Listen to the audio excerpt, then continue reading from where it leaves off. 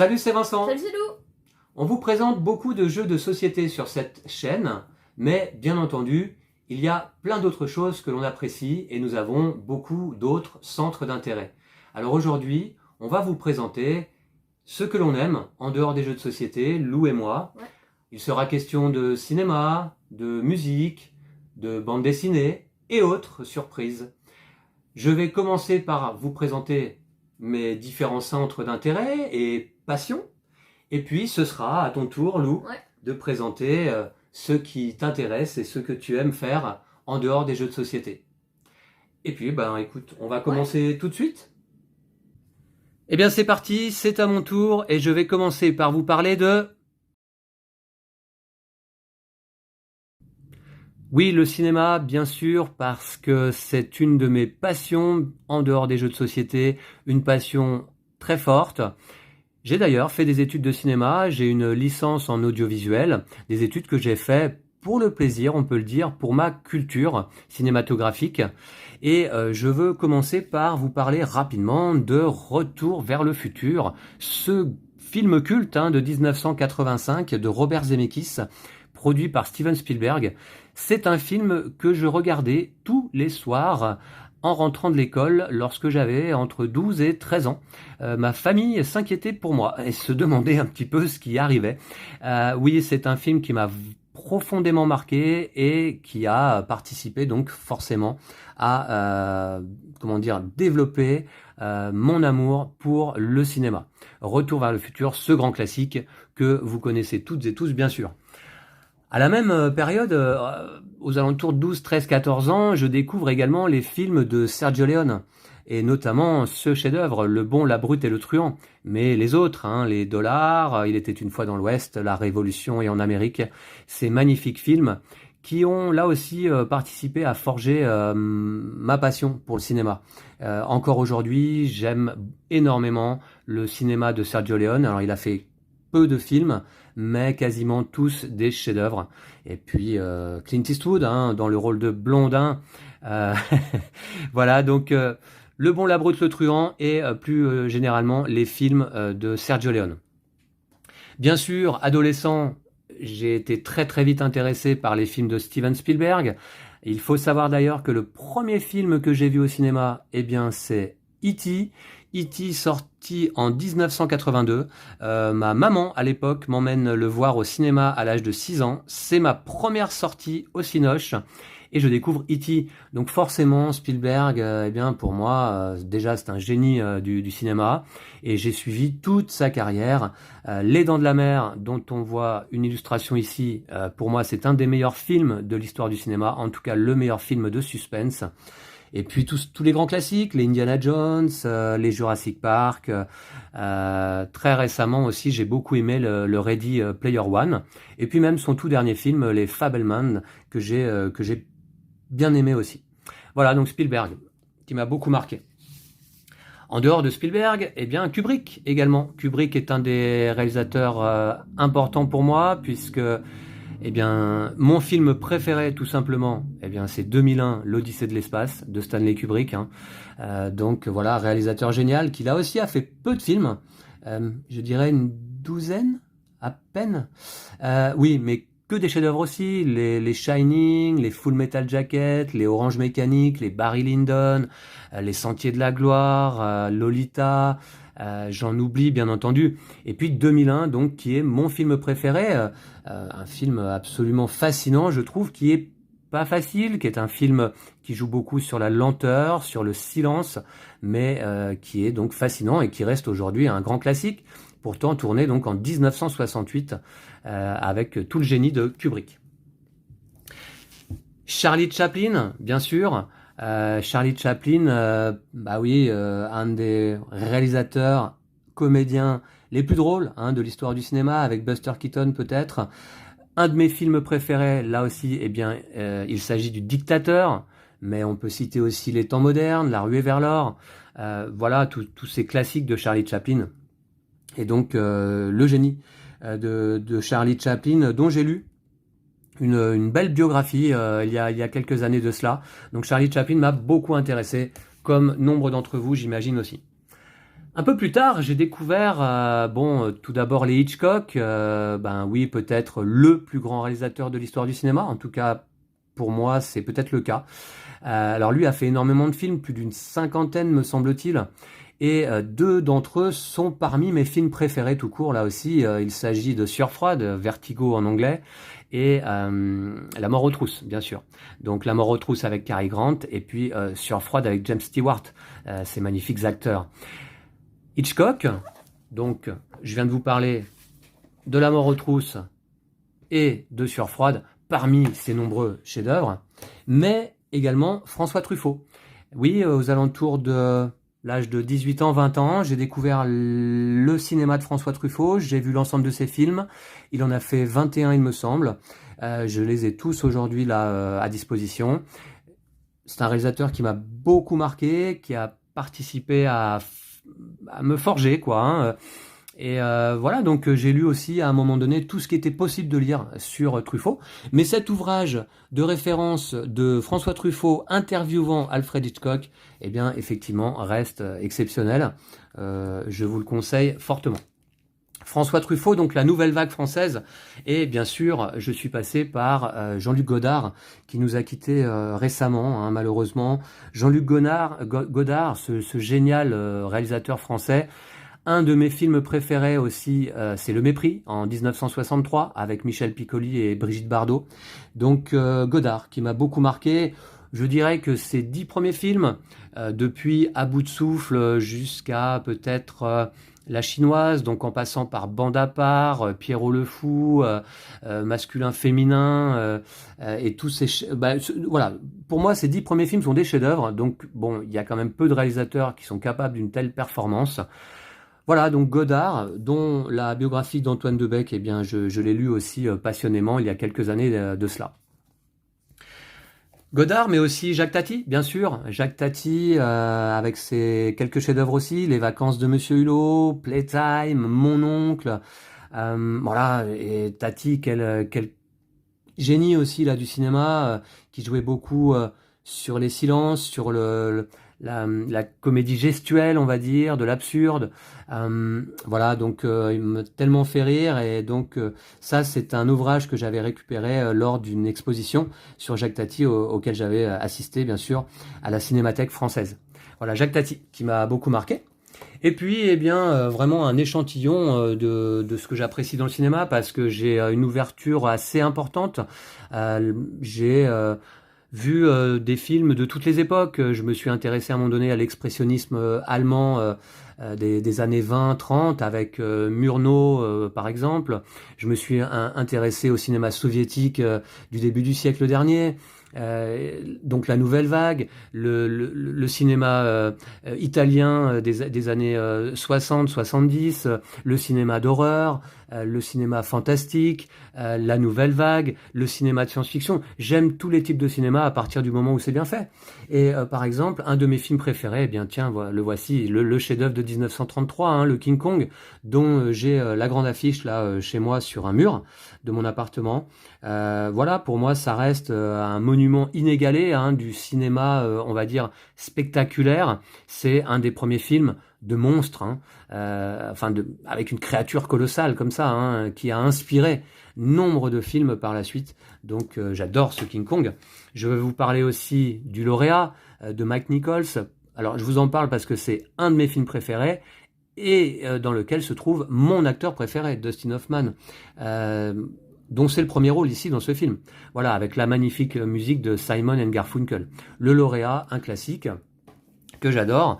Alors, Pogno sur la falaise, eh bien oui, pourquoi? Parce que, pour deux raisons. Déjà, j'adore le cinéma de Hayao Miyazaki, donc j'aime beaucoup aussi les films d'animation, hein, de manière générale, et notamment l'animation japonaise. Donc les films du studio Ghibli, et notamment de Miyazaki, pour moi, ça fait partie aussi de ces réalisateurs qui n'ont sorti que des chefs-d'œuvre.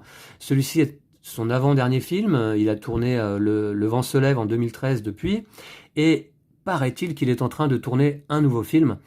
Voilà, donc j'aime tous les films de Miyazaki, particulièrement celui-ci, parce que le film est sorti au cinéma le jour de la naissance de Lou, voyez-vous.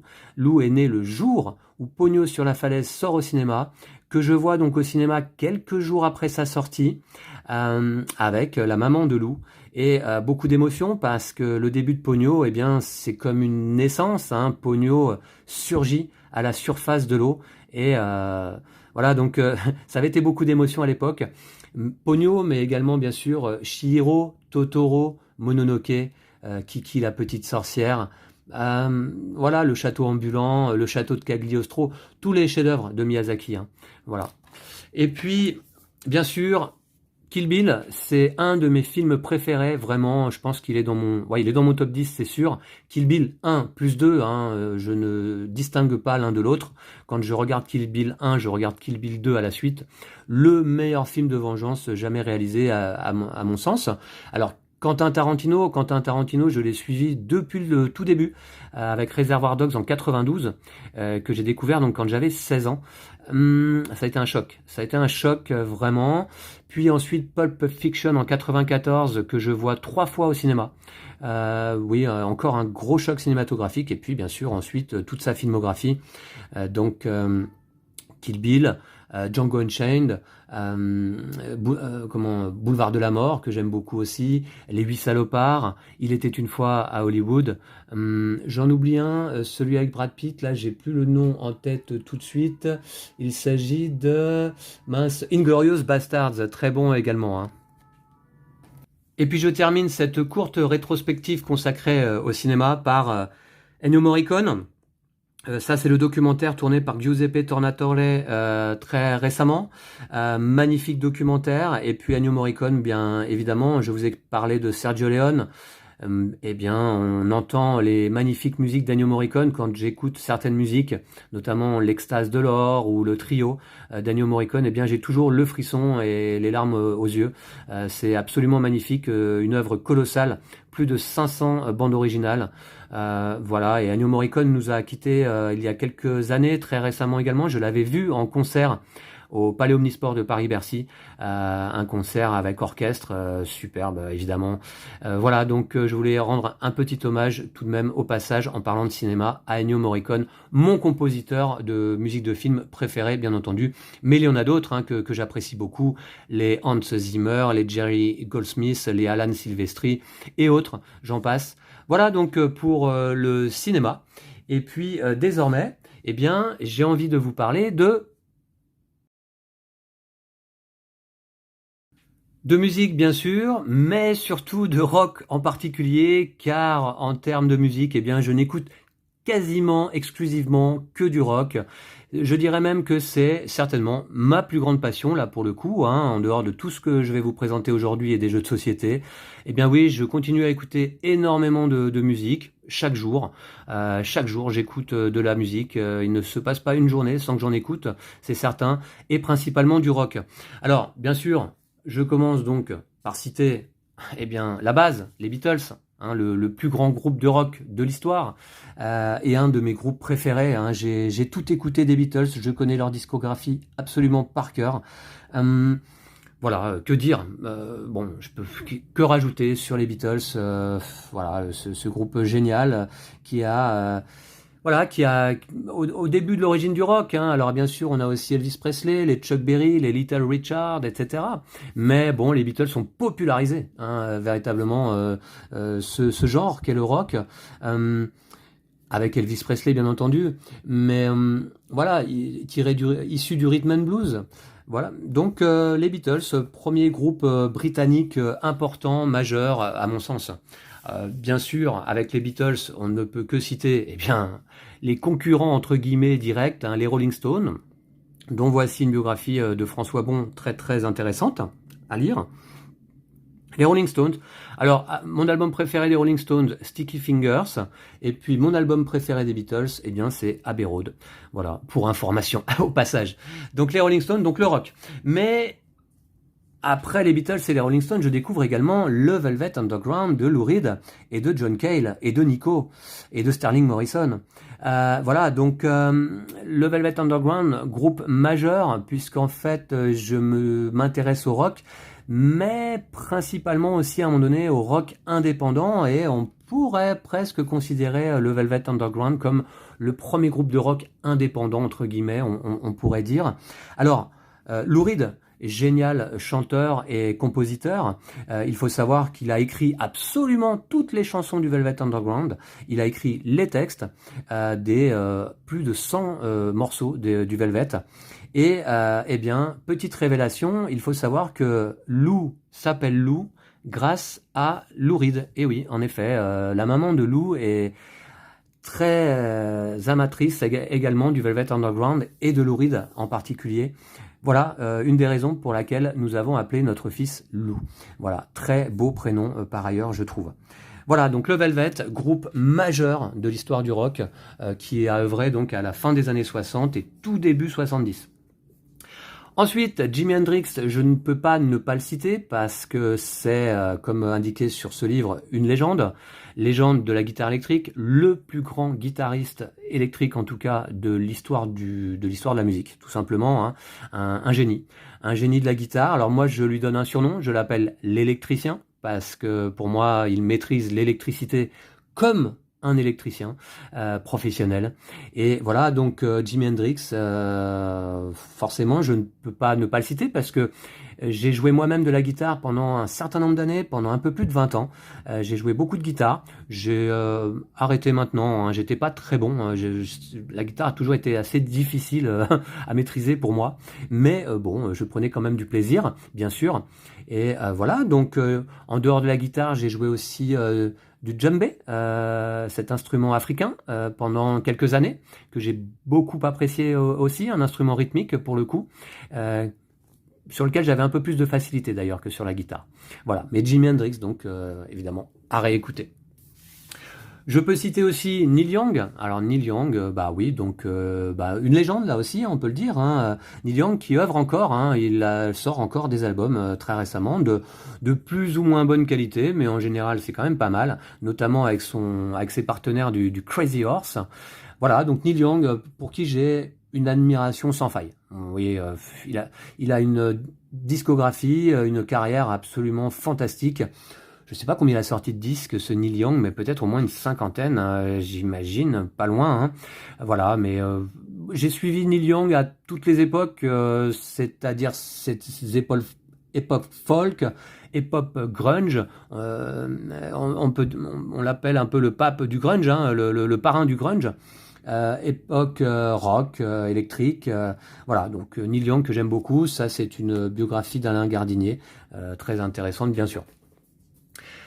David Bowie, hein, je parlais de Lou Reed, eh bien son acolyte David Bowie, qui a aidé beaucoup Lou Reed à un moment donné. Est-ce que c'est pas lui qui produit d'ailleurs le premier disque de Lou Reed, Transformer? Je ne sais plus exactement, mais c'est bien possible. David Bowie, légende qui nous a quittés en janvier 2016, laissant derrière lui un magnifique dernier album. J'adore David Bowie, j'adore toutes ces époques, notamment ce disque Ziggy Stardust et les Spiders de Mars. Oui, David Bowie, un génie de la musique rock aussi, hein, qui a traversé plusieurs époques, qui a sorti des albums de plusieurs genres, hein, on pourrait dire expérimental parfois. Hein. Il y a sa période berlinoise notamment qui a été intéressante. Voilà, donc superbe David Bowie. Et j'étais très triste quand on a appris son décès il y a quelques années de cela. Alors oui, donc j'ai découvert à un moment donné le rock indé au début des années 90 avec les Pixies, les Smiths et puis Radiohead. Et puis donc forcément, je me suis intéressé aussi à Joy Division et New Order. New Order qui venait d'éclore après le décès de Ian Curtis, le chanteur de Joy Division. Voilà, Ian Curtis et Joy Division sont des groupes qui ont énormément compté pour moi. Je vous dirais même que je me suis rendu spécialement dans la banlieue de Manchester, à Macclesfield exactement, pour aller visiter la tombe de Ian Curtis. Voilà, pour vous dire à quel point à un moment donné j'étais passionné par ce groupe, et je le suis toujours. Hein.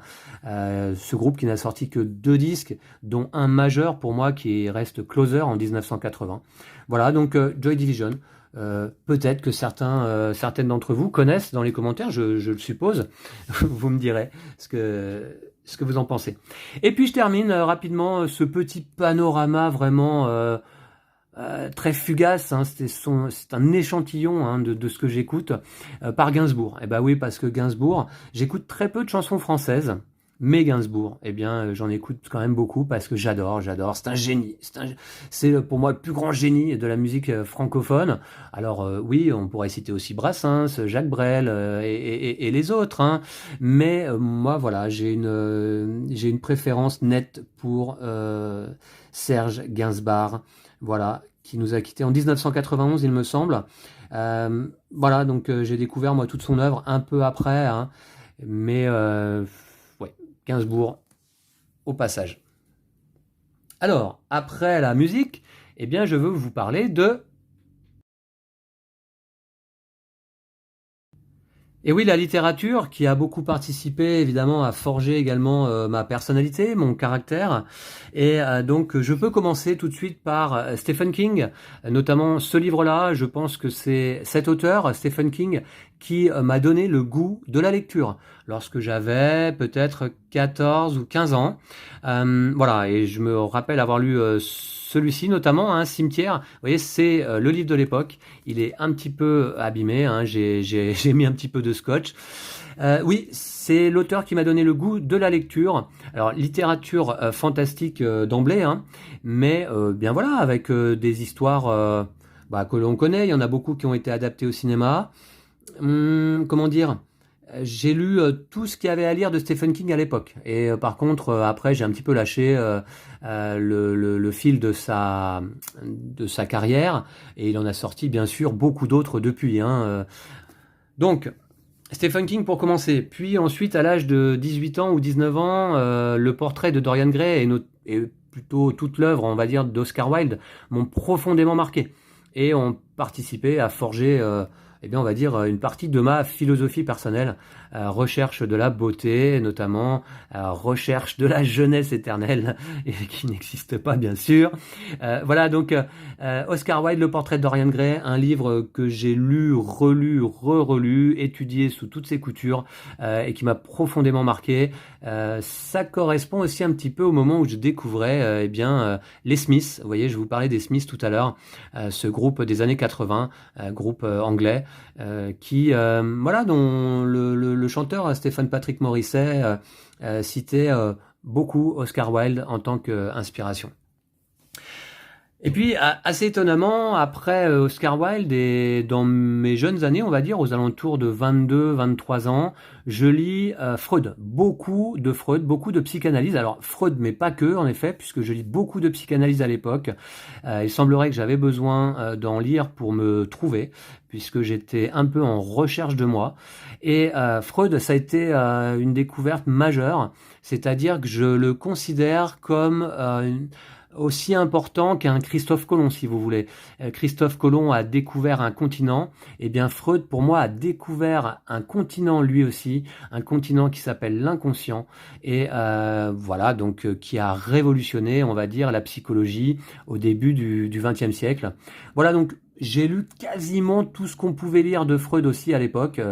Il faut dire que j'ai passé quand même pas mal d'années à beaucoup lire. Ça a été une passion très importante, même si je lis moins désormais. Voilà, donc Freud qui a beaucoup compté pour moi. Puis ensuite j'ai lu les classiques. J'ai lu les classiques parce que à l'école, eh bien effectivement, à 14-15 ans, on nous donnait à lire Madame Bovary et Le Rouge et le Noir. Ça m'intéressait peu à ce moment-là, puisque moi j'étais plongé dans mes Stephen King, vous voyez. Mais tous ces livres-là, je les ai lus plus tard. Et je dois dire que j'ai d'ailleurs adoré, par exemple, Le Rouge et le Noir de Stendhal. Bah oui, hein, forcément. Hein. Les Misérables, c'est tout simplement mon roman préféré. Hein, absolument magnifique, totalement... comment dire, la puissance des mots chez Hugo, c'est fabuleux. Voilà, c'est fabuleux. Donc ça, c'est le tome 1, mais bien sûr, j'ai le tome 2 qui va avec.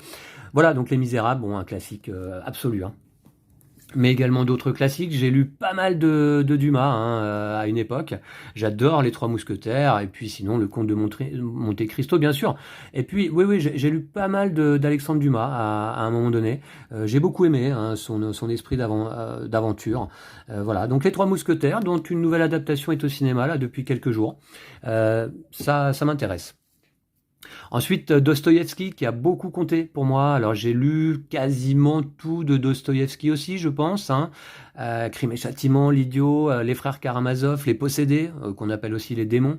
Voilà, donc, lequel j'ai préféré d'ailleurs, eh bien, c'est peut-être Les Possédés. Ou celui-ci. Je ne saurais dire, c'est difficile. Voilà, Les Frères Karamazov, un pavé. Hein. Alors là, c'est écrit petit quand même.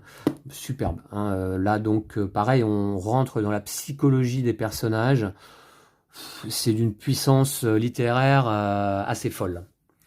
Bon, j'ai sorti aussi un autre livre au passage que j'ai beaucoup apprécié lorsque je l'ai lu.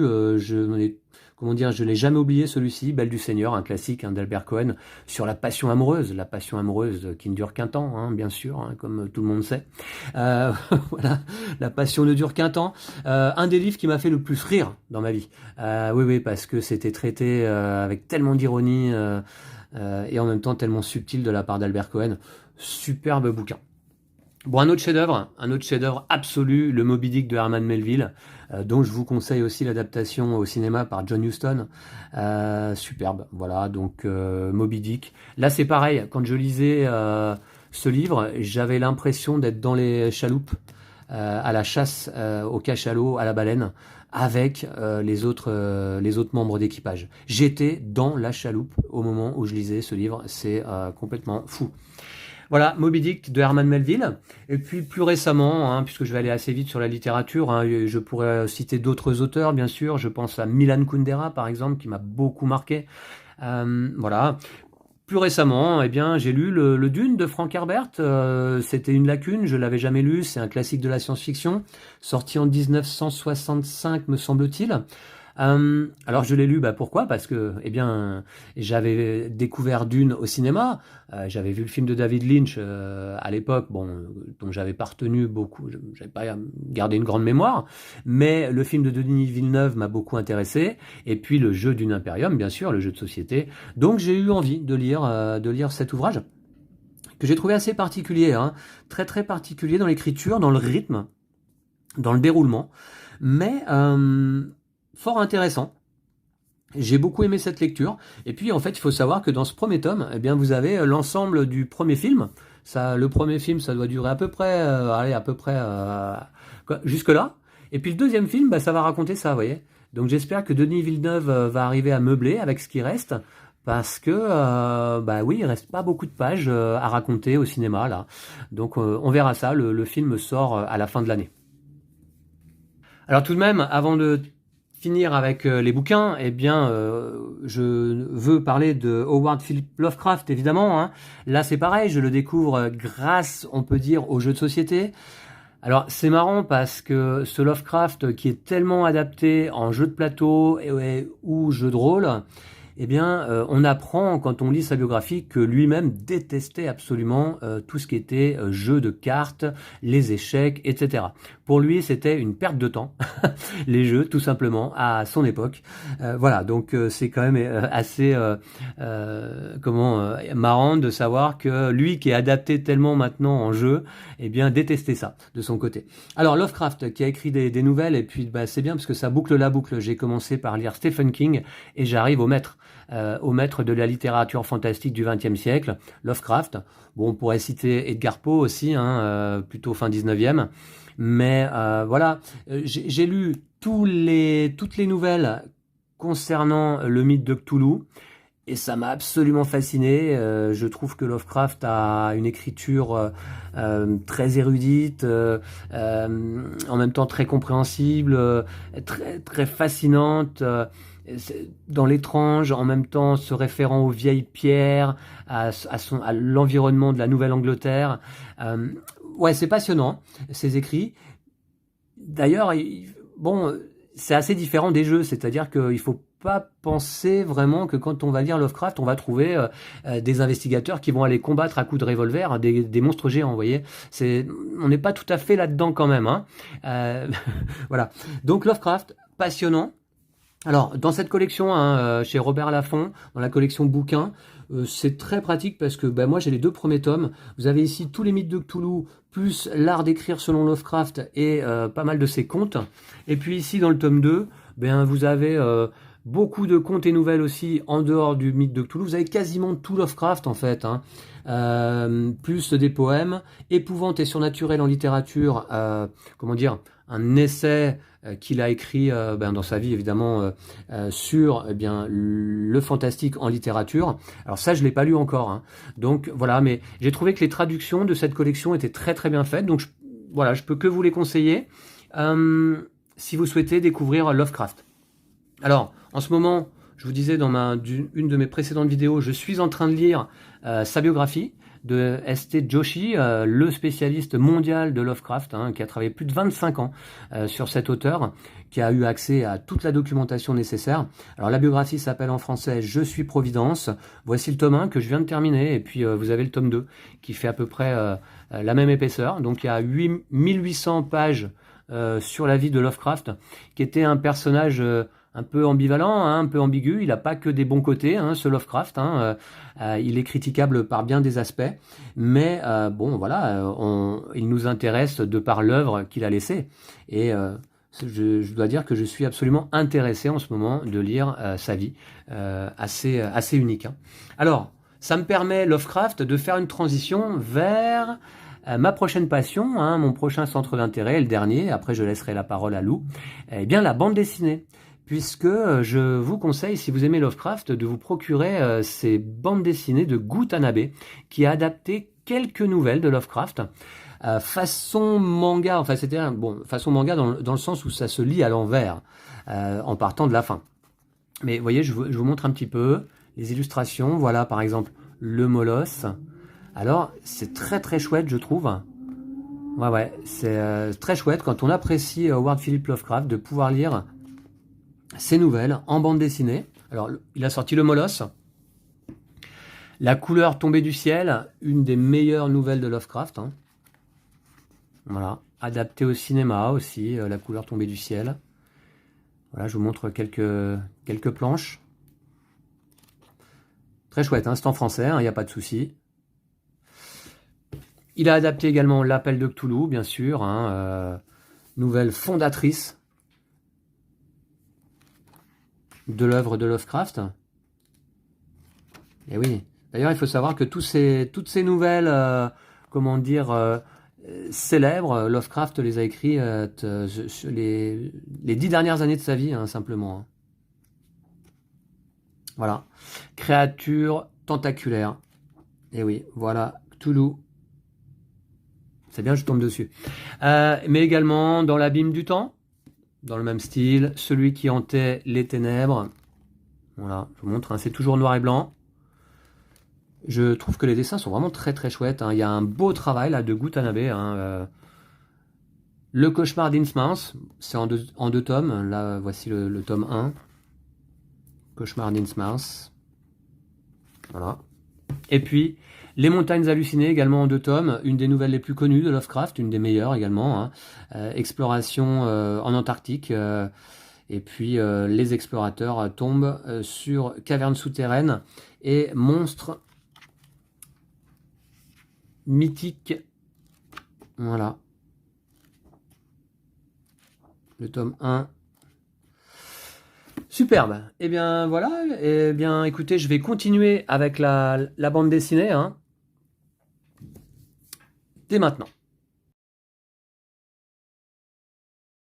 Alors, la bande dessinée, effectivement, c'est un art que j'apprécie particulièrement. J'avais une très belle collection de bandes dessinées fut un temps.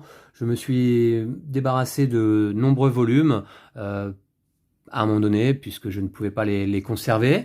Et j'ai conservé l'essentiel, là, ici, chez moi. Alors, par exemple, le Dark Knight Returns de Frank Miller, bon, que je me suis reprocuré, là, très récemment, vous voyez, au prix de 4,90 €.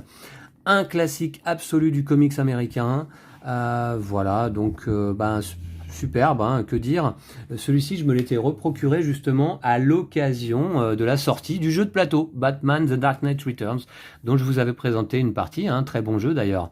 Voilà, mais bien sûr, j'ai les chefs-d'œuvre d'Alan Moore. Alors notamment Killing Joke, alors ça c'est un cadeau de Lou pour mon récent Noël. Voilà, donc Killing Joke, un classique. Alors cette collection est un petit peu petite. C'est pratique parce que c'est pas lourd et ça se transporte facilement, mais les textes du coup sont un petit peu petits. Donc Killing Joke, une histoire originale de Batman. Top, je veux dire là c'est d'une sobriété exemplaire. Mais de toute manière, j'aime beaucoup le travail d'Alan Moore, hein. Alors, on peut citer aussi V pour Vendetta, avec David Lloyd. V pour Vendetta, un classique. De la bande dessinée aussi, puisque en fait, moi je me suis gardé que quelques classiques, hein. Voilà.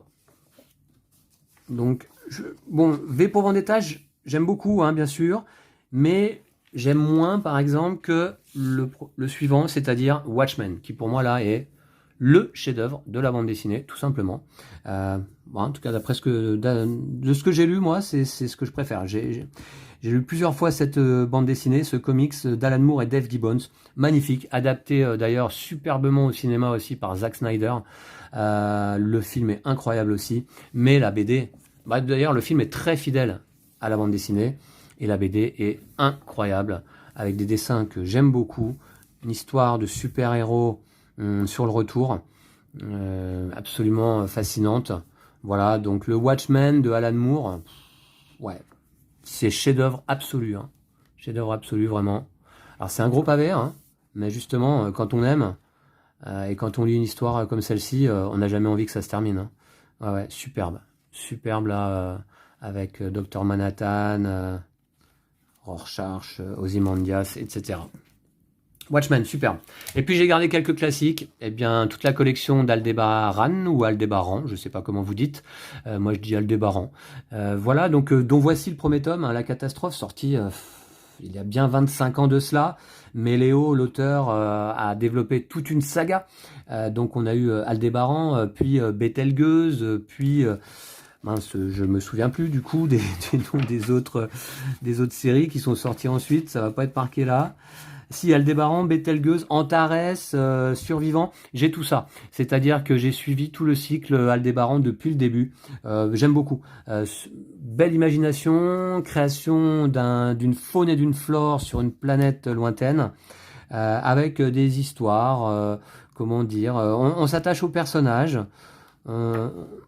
Oui, on a presque l'impression d'être dans un soap américain, mais sur des planètes lointaines avec des créatures. Alors, je peux peut-être vous en montrer une là. Est-ce qu'on la voit à la fin du premier tome là? Ah non, mince. La mentrice. Non. Vous voyez, en tout cas des phénomènes surnaturels, hein. Cycle que j'aime beaucoup parce que j'ai suivi depuis le début. Et puis également le cycle Doko, là que j'ai découvert aussi grâce aux jeux de société, hein, donc magnifique, un cycle en 5 tomes me semble-t-il. Là c'est le premier tome, le cycle de l'eau. Les dessins sont superbes, ouais, c'est vraiment très très beau. Et on a beaucoup aimé lire ça, Lou et moi, parce que on a lu les 5 tomes l'été dernier. Lou avait beaucoup apprécié aussi. Et d'ailleurs, je vais certainement les relire très prochainement. Parce que c'est riche, hein. C'est riche. Ouais, superbe. Oko de Hub. Exactement, c'est le nom de l'auteur. Et puis, un classique absolu de la science-fiction en BD, L'Incal, de Jodorowsky et Moebius. Moebius, un de mes auteurs préférés, hein, de bande dessinée. Jodorowsky également, d'ailleurs. L'Incal. Ça, c'est l'intégrale. Donc là, c'est ce que j'appelle un hyper-délire, hein. Un hyper-délire de science-fiction. Bon, c'est un classique. Ça, c'est de la folie pure. C'est de la folie faite dessin, hein, faite bande dessinée. Voilà, mais c'est passionnant, c'est génial. C'est d'une imagination débordante, avec les dessins de Moebius, fabuleux. Ouais, voilà, j'adore. L'Incal, donc, un grand classique. Et puis, bien sûr, Jodorowsky sort... par la suite La Caste des Métabarons, superbe aussi. Donc là j'ai toute la collection. Voici le tome 1, Automne Trisaïeul. Alors là c'est hyper violent, hein, hyper violent, assez gore. Ouais, une grande saga spatiale. On suit une génération enfin plusieurs générations de métabarons, de génération en génération, avec des histoires pas possibles. Ouais, superbe là aussi. Jodorowsky, La Caste des Métabarons. C'est à peu près tout ce que j'ai conservé en termes de bande dessinée, hein. Les bandes dessinées prennent de la place. Aujourd'hui, ce sont surtout les jeux de société qui prennent l'espace chez moi. Voilà, donc j'ai conservé quand même mes grands classiques. Voici, donc j'en ai terminé avec l'ensemble de mes passions. Je vous ai parlé de cinéma, de musique, de littérature, de bande dessinée. Mais il faut savoir que eh bien, les jeux de société, ça reste tout de même ma toute première passion. C'est celle... voilà, ma première passion, c'est celle-ci, c'est-à-dire qu'à l'âge de 10-11 ans déjà, j'étais très très intéressé par les jeux de société, j'en fabriquais moi-même, j'étais abonné à Casus Belli et Jeux et Stratégie. Voilà, donc les jeux de société, c'est resté très important pour moi, vous le savez. J'ai mis de côté les jeux de société pendant un certain temps et puis ça m'a repris avec Lou, avec le plaisir de pouvoir jouer en famille, quoi. Donc voilà. Eh bien, je vais laisser désormais la parole à Lou. Et bien voilà, après la présentation de mes différentes passions en dehors des jeux de société, eh bien Lou, ce sera à ton tour désormais de nous présenter un petit peu ce que tu aimes, ouais. En dehors de l'école bien sûr. Ah oui, j'adore ça. Oui, ouais. Et tout de même, je voudrais revenir un petit peu sur le cinéma parce que il me semble qu'on a des goûts un petit peu similaires en termes de cinéma. Qu'est-ce que tu aimes toi au cinéma, Lou? Moi j'aime bien les films d'action surtout. Les films d'action? Ouais. Et puis, est-ce que tu peux nous dire, par exemple, ton film préféré? Peut-être Django Unchained. Django Unchained, ouais. Réalisateur? Quentin Tarantino. C'est un réalisateur que tu apprécies? Ouais, j'aime bien. Tout comme moi. Je me demande si je t'aurais pas un petit peu influencé peut-être. Concernant Tarantino. Très bien, donc tu vas nous présenter tes centres d'intérêt, qu'est-ce que tu aimes faire en dehors des jeux de société et de l'école, donc. Ouais. Et puis, bien, vas-y, on t'écoute. Alors papa a beaucoup parlé, mais maintenant je vais vous parler de... Alors les Lego, j'en ai fait beaucoup quand j'étais petit avec papa. En général, papa il cherchait les pièces et moi je les assemblais. Bon, ça m'est un peu passé parce que j'ai grandi du coup, mais là on voit la Bugatti notamment qui est super grande. La Chiron? Ouais, la Chiron, que j'ai eu à mon anniversaire. Et après, sinon, on a la Aston Martin de James Bond, que j'aime bien aussi. Et là, siège éjectable. Waouh! Et après, il y a plein d'autres gadgets et tout, j'aime bien quand il y a Attends, on plein la de voit pas bien. fonctionnalités, là. Voilà. Et puis voilà. Hein. Oui, donc t'as quand même une belle collection de Lego. Ah ouais, j'en ai plein. Oui. Ouais. T'as beaucoup aimé ça, un peu moins maintenant, c'est vrai. Alors j'aime bien aussi les mangas, donc ici il y a Dragon Ball. Donc tout le monde connaît Dragon Ball, hein. C'est l'histoire d'un garçon qui devient super fort et qui cherche les boules du dragon. Après j'aime bien One Piece aussi, là je suis au tome 31, donc c'est l'histoire de Luffy avec une bande de pirates. Et donc c'est sympa aussi je trouve. Après il y a le manga Splatoon, c'est inspiré du jeu vidéo. Voilà, je sais pas, il n'y a pas grand chose à dire, mais ça raconte l'histoire d'une équipe qui devient de plus en plus fort. Ensuite, il y a Demon Slayer, celui-là je l'ai lu jusqu'au bout, c'était super bien. Et c'est des démons en fait, et ils attaquent le monde à peu près. Voilà. Fais voir la couverture. Ensuite, il y a Tokyo Revengers. Ça j'ai moins aimé, donc je n'ai pas lu beaucoup, mais bon, je crois que ça raconte l'histoire d'un gang à Tokyo. Et voilà, après j'ai pas... Voilà, il y a des dessins, tout ça. Et enfin, My Hero Academia. Donc ça, c'est l'histoire d'un garçon qui devient un super-héros. Donc c'est pas mal, il est de plus en plus fort. Et il acquiert des super-pouvoirs.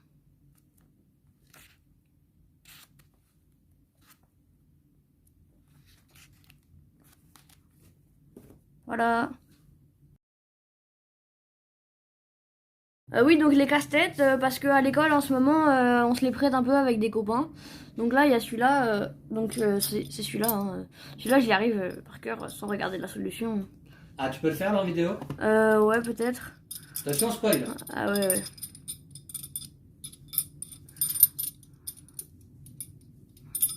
Voilà. Bravo. Ouais. Après, du coup, il y a le square. Donc celui-là, c'est celui-là. Celui-là aussi, j'y arrive par cœur. Bon, bah, spoil encore, hein, du coup. Voilà. Oh, trop facile. Ouais. Celui-là, je le connais par quel cœur. niveau, ça? Celui-là, niveau 5. Oh. Ensuite, il y a le chain.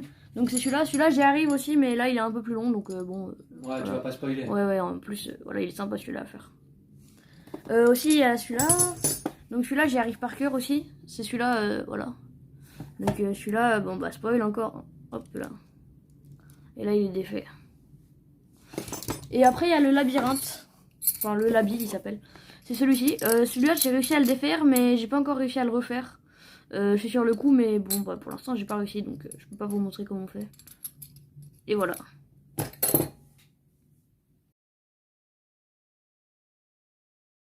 Alors, je vais vous parler des jeux vidéo. Donc, avec mon papa, on a la Switch depuis sa sortie à peu près. Là, c'est la Switch OLED, donc c'est la nouvelle version. Ce qui nous a donné envie de jouer surtout, c'est qu'on regardait des streams sur YouTube avec mon père. Et ouais, du coup, on a beaucoup aimé. Là, du coup, il y a Zelda Breath of the Wild. Celui-là, c'est le classique vraiment de la Switch. C'est un des premiers jeux qui est sorti sur la Switch. Et franchement, celui-là, ouais, c'est un classique, il est vachement bien. Ensuite, il y a Super Mario Odyssey. Donc celui-là, j'y ai joué beaucoup. J'ai dû le faire 2 fois, je pense. Du coup, là, c'est un jeu d'exploration, de plateforme, et faut finir les niveaux. Il faut récolter toutes les étoiles et tout ça. C'est dans l'univers de Mario, et franchement, il est vachement sympa aussi. Après, il y a Splatoon 2 et 3, donc là, il n'y a que la boîte de Splatoon 3. J'ai beaucoup plus joué à Splatoon 2 qu'à Splatoon 3. Dans ce jeu, il faut mettre de la peinture sur le sol pour en créer le plus de territoire possible. Du coup, en ce moment, je joue aussi à Brawl Stars pas mal sur la tablette. Donc là, c'est un jeu où il faut éliminer ses adversaires et gagner la partie, du coup. Et sinon, j'ai joué pas mal à Fortnite aussi, à peu près autant qu'à Splatoon 2. Et dans ce jeu, il faut être le dernier survivant et éliminer tous les autres. Alors voilà, on vous a présenté nos centres d'intérêt en dehors des jeux de société. Oui. On espère que ça vous a intéressé. Et puis vous pouvez nous faire des retours dans les commentaires si vous le souhaitez. Bien sûr. Et puis on se retrouve très bientôt. Et d'ici là, Prenez soin de vous et de vos jeux de société. salut! Salut!